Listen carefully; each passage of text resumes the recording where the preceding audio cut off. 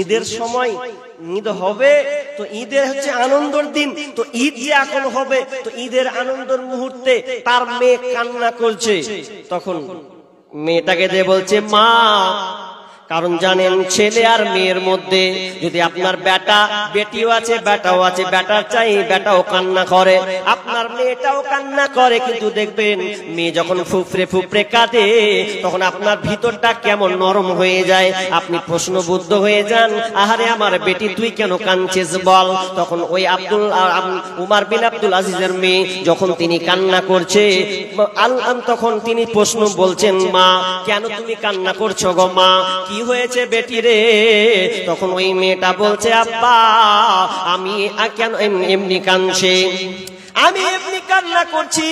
বাপ বলছে না মা তুমি তো এমনি কোনোদিন কানো না, নিশ্চয়ই তোমার কিছু হয়েছে গো মা, কি হয়েছে বলো গো মা, কেন তুমি কান্না করছো? তখন তিনি বলছে আব্বা জান কালকে হবে ঈদের দিন, কাল হবে ঈদ আমাদের, আজকে আমার গায়ে একটা পোশাক নাই, আমি ছিঁড়া পোশাক পরে আছি গো আব্বা, আপনি যদি আমাকে একটা জামা কিনে দিতেন তাহলে হয়তো আমাকে সবাই বলবে আমি জামা পেয়েছে, কিন্তু আমি যে ছিঁড়া জামাটা পরে আছে এটা লোক বলবে দেখ প্রেসিডেন্টের মেয়েকে দেখ, নেতার মেয়েকে দেখ ছিঁড়া জামা পরে ঈদ উদযাপন করতে এসেছে, তখন সবাই আমাকে ঘৃণা দিবে। আর ওই জন্য আব্বা জান আমার কাছে নতুন জামা নাই, যদি আমি নতুন জামা পেতাম তাহলে আমার খুব ভালো হতো, ঈদটা আমার সুন্দরভাবে যেত।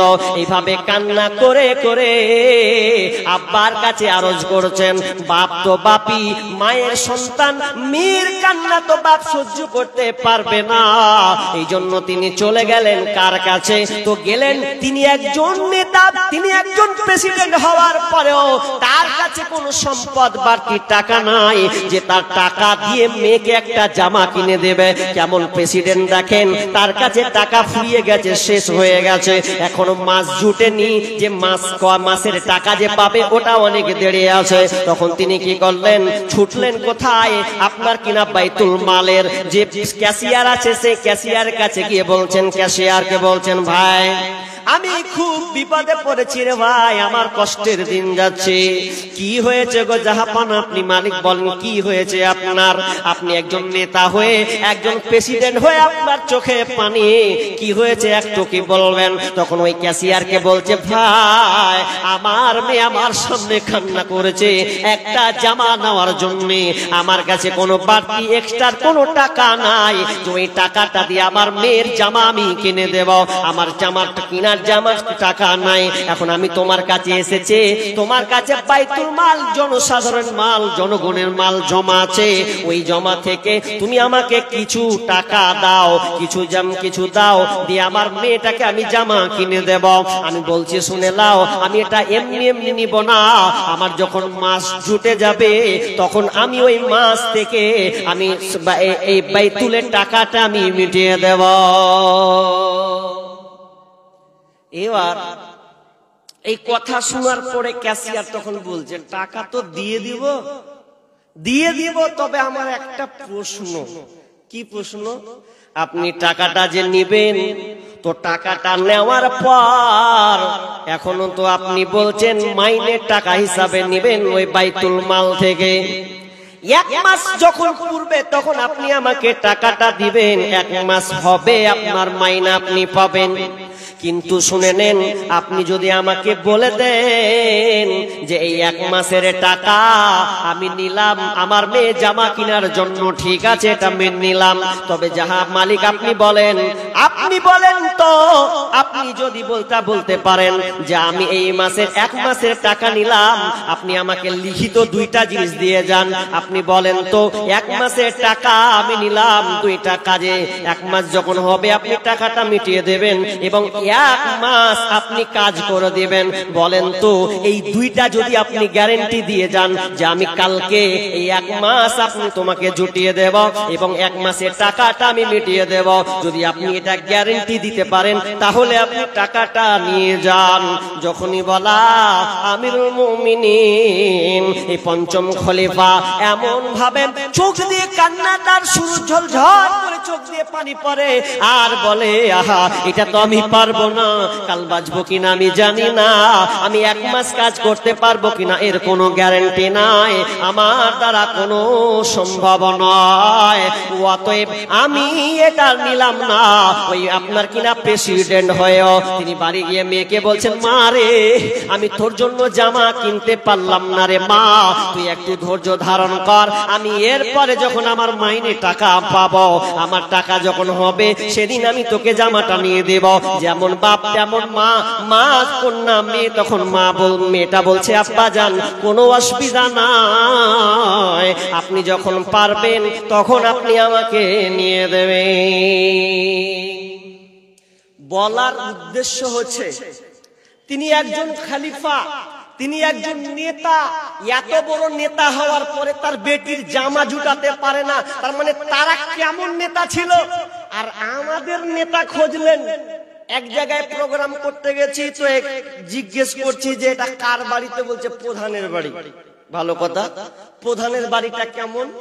এমন বড় করে বাড়ি, বিল্ডিং বানাচ্ছে, বাহিরে মার্বেল ভেতরে মার্বেল, গোটা বাড়িটাকে মার্বেল দিয়ে ঘেরে দিয়েছে।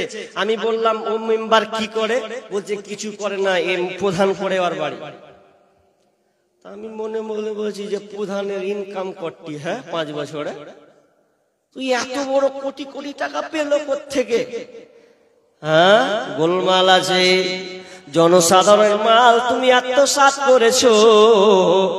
রাস্তা ছিল 10 ইঞ্চি মোটা, করে দিয়েছো 3 ইঞ্চি মোটা, তাহলে এটা তুমি কেমন ধোঁকাবাজ করেছো? বিশ্বনবী বলছেন যখন তোমরা দেখবে আমানতের মাল নেতারা লুটে লুটে খাবে, বল আমানাতু মাগনামান, 2 নম্বর তোমরা আমানতের খেয়ানতি চলবে। যখন তোমরা দেখবে আমানতের খেয়ানতি চলবে তখন তোমরা জেনে নাও কিয়ামত সন্নিকটে। নাম্বার 3 নাম্বার বিশ্বনবী বলছেন ওয়া যাকাতু মাগরামান, যখন তোমরা দেখবে যাকাতকে জরিমানা করা হবে, যাকাতকে যখন জরিমানা মনে করা হবে তার মানে মানুষ যাকাত দিতে চাইবে না, তখন তোমরা জেনে নাও কিয়ামত সন্নিকটে। আচ্ছা বলেন তো ভাই, যাকাত মানুষ এখন ঠিকঠাক দিছে জি ভাই? দিছে না, বরঞ্চ যাকাত ওরা নিজেরাই খাইছে। যাকাতকে জরিমানা মনে করবে, যাকাত যে গরিবের হক এটা আর থাকবে না, যাকাত ঘুরিয়ে নিজের ভক্ষণ করবে। এরকম যুগ এখন অহরহ। আমাদের মুর্শিদাবাদ জেলায় বড় বড় কয়েকটা কোটিপতি আছে, এই কোটিপতি গুলা যদি মিনিমাম নয় 3-4 জন যদি ওদের সম্পদ থেকে যাকাতের টাকা বের করে, নিসাব পরিমাণ যদি বের করা হয়, তাহলে আমার যেটা গবেষণা এই এত টাকা মুর্শিদাবাদে যত গরিব আছে সব গরিব, একটাও গরিব থাকবে না, সব বড় লোক থাকবে। মুর্শিদাবাদের কথা বলছি, বাকি অন্য রাজ্যের কথা বাদ দেন। আমাদের মুর্শিদাবাদে যত এই আপনার কোম্পানি আছে, খালি শুধু এক কোম্পানির কথা শুনলাম, বলছে কত কোটি টাকা আছে ও নিজেই জানে না। ওর টাকা যে কতটি আছে ও নিজে এখন পর্যন্ত জানে না, বলছে আগে ম্যানেজারকে জিজ্ঞেস করতে হবে, কোথায় কোথায় ম্যানেজার রাখা আছে সবকে জিজ্ঞাসা করতে হবে। এত টাকা দিনে এক একটা জায়গায় কোটি কোটি কোটি কোটি টাকা ইনকাম, তা ওই লোকগুলা যদি শতকরা তার মেয়াদ থেকে বছরে যদি সে যাকাত বের করে সবাই খাবে, এরকম একটা। কিন্তু এমন একটা জামানা ছিল যে জামানায় যাকাত বের হতো। আরে আল্লাহ রাসূল যখন পুরো মদিনা মক্কা শহরকে যখন তিনি আয়ত্ত করে নিলেন, তিনি সুন্দর শান্তি প্রতিষ্ঠা করলেন, তখন বাইতুল মালের ফান্ডের টাকা জমা হতো।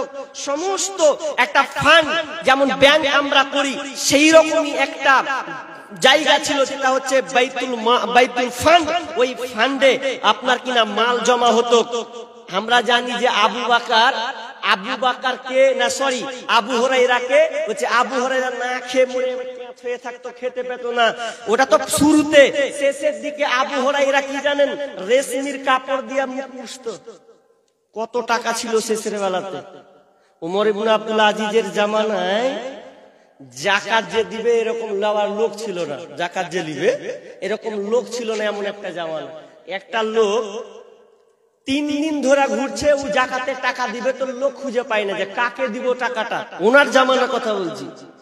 3 দিন ধরে বাইতুল মালের টাকা দিবে তো লোক ঘুরে বেড়েছে, কাকে দিব কাকে দিব, কেউ নিতে চায় না। 3 দিন হয়ে গেছে, লাওয়ার লোক নাই। তো একটা লোককে দেখতে পেয়েছে, জামা টামা ঘিন্না হয়ে আছে, নোংরা হয়ে আছে। ও বলছে, এ ভাই আসো আসো আসো আসো, জায়গা আমার কাজটা তুমি করে দিয়ে যাবে, এসো এসো এসো। লোকটা তখন এসে বলছে, কি খবর? দেখো ভাই তুমি আমাকে বাঁচালা, দেখো আমি 3 দিন ধরে টাকা নিয়ে ঘুরছি, জাকাতের টাকা, তো আমি কাউকে পাই না, তোমাকে পেয়েছি ভাই, তুমি লাও নিয়ে যাও, আমাকে মুক্তি দাও, আমার ব্যবসা চালাতে পারি না, খুব অসুবিধা হচ্ছে, তুমি লাও টাকাটা নিয়ে তুমি চলে যাও। তখন যে লোকটা আছে ও জামা আর ঘিন্না বলছে, কথা শেষ হলো, আমার কথা আমাকে কোহার সুযোগই দেন না আপনি, আগে আমাকে তো কইতে দেন, তারপরে তো কিছু করেন। আচ্ছা কহেন কি কইছে? কইছে কদিন থেকে ঘুরছো? কইছে 3 দিন থেকে। কটি আছে? 5000। 5000 টাকা আছে। কইছে তুমি 5000 টাকা নিয়ে ঘুরছো 3 দিন ধরে, আমি 20,000 টাকা নিয়ে ঘুরছি 10 দিন ধরে, আর তুমি আমাকে 5000 টাকা দিয়ে বুঝিয়ে দিছো। আমি 20,000 টাকা 20 দিন ধরে 10 দিন ধরে খালি ঘুরছি, কাকে দিব? দেখছো আমার জামা কত ঘিন্না নোংরা হয়ে গেছে, খালি 10 দিন ধরে ঘুরে বেড়াচ্ছি, আমার পোশাকে ঠিক নেই, ঠিক মতন যে খাবো আমার টেনশন ঢুকে গেছে। আসলে এমন একটা জামানা আসবে, বলছে লা তাকুমুস সা হাত্তা ইয়াকসুরা ফিকুমুল মাল, এমন একটা সময় আসবে যে মানুষ মাল দিবে, বলছে লাও ভাই আমার টাকাটা লাও, ওই লোকটা বলবে লিবো না, কালকে না আসনি, আজকে আমার মেলে টাকা হয়ে গেছে, যাও ফুটো, লিবো না টাকা। এটা এক জামানা ছিল। কেন ছিল? এই জন্য ছিল কারণ তারা যাকাতকে প্রাধান্য দিত। যাকাত মানে বরকত আছে বন্ধুরে, আপনার মালকে পবিত্রতা করবে এই যাকাত। কিন্তু আজকের মুসলমান যাকাতকে জরিমানা মনে করে নিয়েছে, যে না আমি যাকাত দিব না দিব না দিব না। বিষ্ণু বলছেন, যখন তোমরা দেখবে যাকাতকে জরিমানা মনে করা হবে, তখন তোমরা জেনে নাও কিয়ামত সন্নিকটে। ওয়া যাকাতু মাগরামান ওয়া উতুল্লি মালি গায়রি দিন, দিনকে বাদি রেখে বেদিনের শিক্ষা প্রসার বেড়ে যাবে। দিন ইসলামকে বাদ দিয়ে দুনিয়ার শিক্ষা, বেদিনের শিক্ষা প্রচার বেড়ে যাবে। এটা চলছে কি চলছে না ভাই? ইসলামী শিক্ষা আস্তে আস্তে একদম বসে যাবে, আর দুনিয়াবি শিক্ষা আস্তে আস্তে চাঁটতে চাঁটতে উপরে উঠে যাবে। দেখেন, একটা যদি মাদ্রাসা হয় তো 5টা খালি একাডেমি আছে। হচ্ছে কি হচ্ছে না? একটা মাদ্রাসা তো খালি 8টা খালি একাডেমি, ওর একাডেমি ওর একাডেমি, চারদিকে একাডেমি। তো এটাই বর্তমানে ঘটছে এখন, যে মাদ্রাসাগুলো একদম ভিক্ষার হাত নিয়ে ঝুলবে, দাও দাও মাদ্রাসার জন্য দাও, মানুষ চারদিকে ছুটবে। কিন্তু দুনিয়াবি শিক্ষার বেলায় এগুলো কোনো থাকবে না, এমন হালাত হবে। এটা কেন হবে গো? বিশ্বনবী আনাস রাদিয়াল্লাহু তাআলা আনহু বলছেন, যখন এই জামানাটা কিয়ামতের, এটাও একটা লক্ষণ, এটাও একটা আলামত। বিশ্বনবী বলছেন, ইন্না মিন আশরাতিস সাম আইয়ুরফাল ইলম ওয়া ইয়াকসুরাল জাহাল, আইয়ুরফাল ইলম ওয়া ইয়াকসুরাল জাহাল। যখন আপনার কিনা ইলম উঠে যাবে, জ্ঞান উঠে যাবে, মূর্খতা বেড়ে যাবে, তখন তোমরা জেনে নাও কিয়ামত সন্নিকটে। দিন উঠে যাওয়া তার মানে জ্ঞানী লোক থাকবে না, আইয়ুরফাল ইলম জ্ঞান উঠে যাবে, ওয়া ইয়াকসুরাল জাহাল মূর্খতা বেড়ে যাবে, তখন তোমরা জেনে নাও কিয়ামত সন্নিকটে। আচ্ছা বলেন তো, এখন জ্ঞানী লোক বেশি না কম? কথা উত্তর দেন। কম, জ্ঞানী লোক কম, ডিগ্রিওয়ালা লোক কম। ডিগ্রিওয়ালা লোক তো বেশি, আগে 20 বছর পিছন দিকে চলে যান, একটা যদি মাস্টার হয়েছে সবাই দেখে চরে উনি করে বেটা এমবিবিএস ডাক্তার হয়েছে, দেখা শিখেছ, মারলো দৌড় দেখে এলো। আর এখন ঘরে ঘরে এমবিবিএস ডাক্তার, প্রায় বাড়িতে মাস্টার উকিল ব্যারিস্টার আছে নাই আছে। তার মানে এখন বর্তমানে শিক্ষিত লোক বাড়ছে, শিক্ষিত লোক বাড়ছে। আর হাদিসে বলছে কি, আল্লাহ কি বলছেন যে না শিক্ষিত লোক থাকবে না, কমে যাবে। তাহলে কোন শিক্ষার কথা বললেন গো?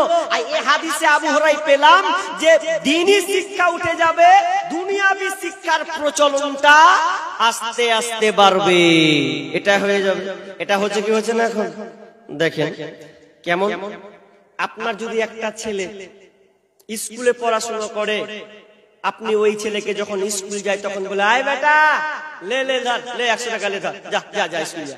আর যে মাদ্রাসা পড়া ছেলেটা, ওকে বলছে আব্বা পয়সা নিব, মাদ্রাসা যাবো পয়সা নিব, ও তখন পকেটটাকে ফেলে ফুটলে দেখছে লাস্ট টাকা লাগছে, লে 10 টাকা লে দে যা।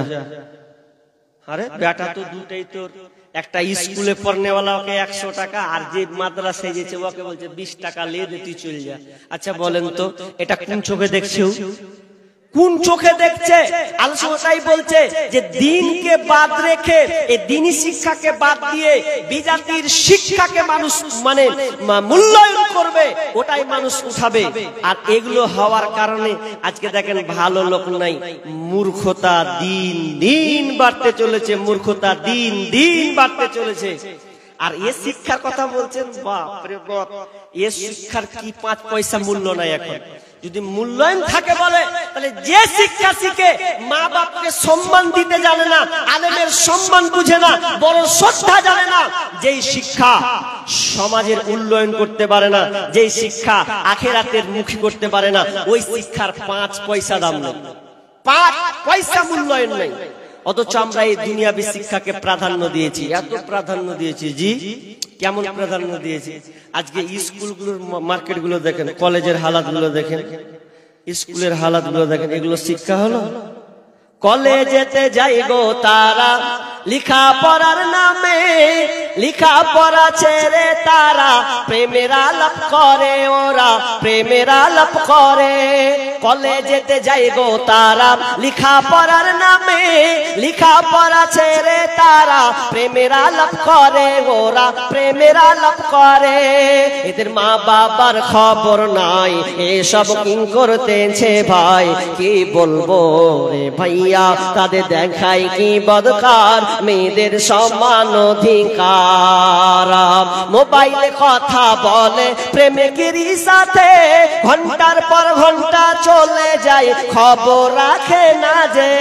মোবাইলে কথা বলে প্রেমিকেরই সাথে, ঘন্টার পর ঘন্টা চলে যায়, খবর রাখে না যে।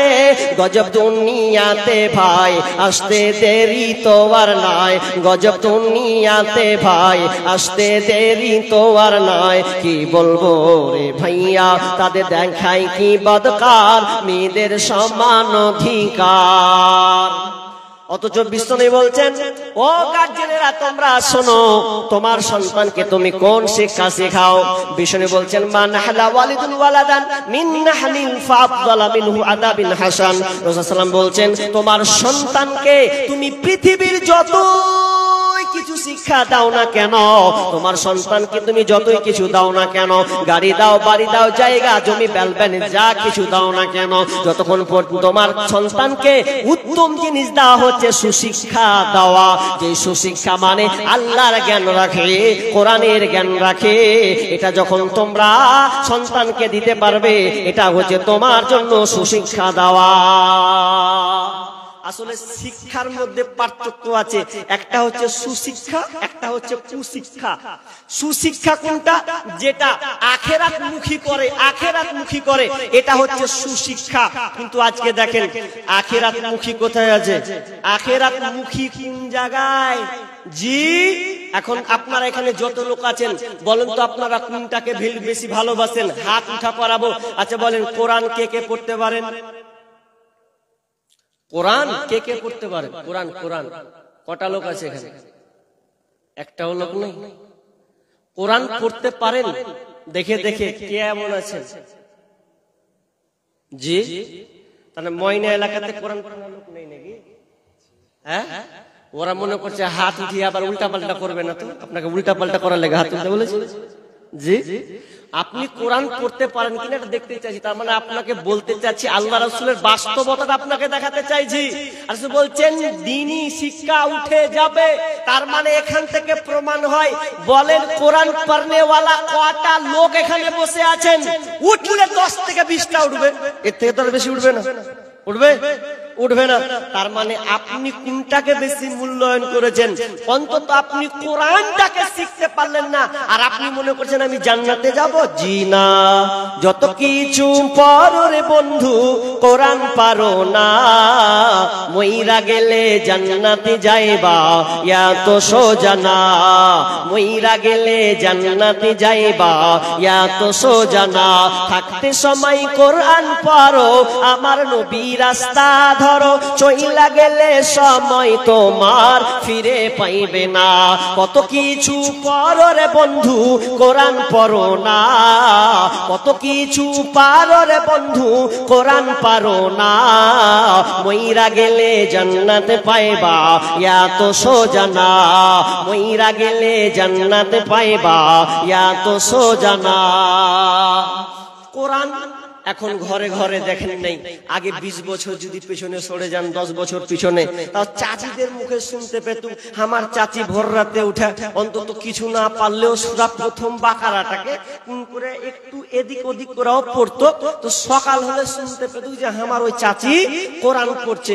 আর এখন সকালে কোন চাচির মুখে কোরআন তেলাওয়াত শোনা যায় না, যায় না, যায় না। বরং সকাল 6টা 7টা বাজতে না বাজছে কি বাজছে ঘরে, মানে সব বাজনা সকাল হচ্ছে আর গান চালু করে দিছে বাড়িতে। গান আর কোরআনের কোনো বালাই নাই। কোরআন যে পড়তে হবে এটা এখন নাই। আল্লাহ রাসূল ওটাই বলছেন, যখন দেখবে শিক্ষা উঠে যাবে, জ্ঞান শিক্ষা ইলম উঠে যাবে, ওয়ায়াকসুরাল জাহাল মূর্খতা বৃদ্ধি পাবে। আজকে বর্তমানে মূর্খ লোক বেশি না শিক্ষিত লোক বেশি? এখন আপনারা কোনটাকে শিক্ষিত লোক বলছেন, কোনটাকে শিক্ষিত লোক বলছেন? আপনি ওটাকে শিক্ষিত লোক বলছেন।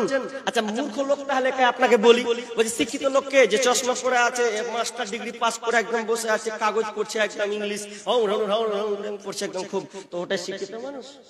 তাহলে মূর্খটাকে গো, মূর্খ লোকটাকে? আচ্ছা, ওই যে লোকটা ডিগ্রিধারী পাস করেছে, ওর পাশে একটা 18 বছরের মেয়ে ঢং ঢং করে একদম মাথার চুল উদাম করে দিয়ে, আর ঠোঁটে লিপস্টিক এক কেচি গু লাগিয়ে একদম সেন্ট মেরে বের হয়েছে। আর বের হওয়ার পরে যখন ওর বাপ যখন দেখছে মাস্টার পাস, বাপ দেখছে বেটি আমার তো একদম বেহায়ার মতন বের হয়েছে, তো বেহায়ার মতন যখন বের হয়েছে, তো ওই বাপ চুপচাপ বসে কিছু বললে না। আচ্ছা বলেন, ওই বাপ শিক্ষিত বাপ না মূর্খ বাপ? ও বাপ তো শিক্ষিত হবেই না, বরং মূর্খই হবে। কেন? যেই বাপ মেয়েকে সঠিক রাস্তা দেখাতে পারে না, যেই মেয়ে পেট বুক পিঠ দেখিয়ে বেড়ায়, ও মেয়ে কোনোদিন ভালো হতে পারবে না। আর ওর বাপ শিক্ষিত নয়, ওর বাপ যদি শিক্ষিত হয় তো মূর্খটাকে আপনি আমাকে বলেন। আর ওই মেয়েরা দেখেন রাস্তাঘাটে চলছে, বাপ ভাই চাচা কিছু বলতে পারে না। আর ওই মেয়েদের ব্যাপারে আল্লাহ রাসূল এটাও একটা বলেছেন, এমন একটা সময় আসবে, জামানা আসবে, যেই জামানাটা আমার চোখের সামনে ওই দুই ধরনের লোক আমার চোখে পড়েনি, কিন্তু আমার উম্মতেরা ওটা দেখতে পাবে। কি? নাম্বার 1, নিসাউন কাসিয়াতুন আরিয়াতুন মুমিলাতুন মাইলাতুন রুসুহুন্না কাসনিমাতিল বুখতিল মাইলা লা ইয়াদখুলনাল জান্নাতা ওয়া লা ইয়াজিদনা রিহাহা ওয়া ইন্না রিহাহা লা ইউজাদু মিন মাসিরাতি কাযা ওয়া কাযা। বিশ্বনবী বলছেন, আমি ওই মেয়েদেরকে দেখিনি, আমি এক প্রকার মেয়ে দুনিয়াতে আবির্ভাব হবে, ওই মেয়েদেরকে আমি নিজের চোখে এখনো দেখিনি, কিন্তু আমার উম্মত ওই মেয়েদেরকে দেখতে পাবে। সেই মেয়েরা কারা? নিসাউন, মহিলা, কাসিমেকে নিসাউন কাসিয়াতুন, কাপড় পরে থাকবে, আর ইয়াতুন উলঙ্গ পোশাক পরবে। উলঙ্গ পোশাক কোনটাকে বলা হয়? এখন বর্তমানে মেয়েদের দেখবেন ছোট ছোট পোশাক পরে রাস্তাতে চলেন। অনেক মেয়ে আছেন টাইট ফিট পোশাক পরে, অনেক মেয়ে আছে তার ভিতরের ভঙ্গি কিন্তু অনুভব করা যায়, দেখা যায়।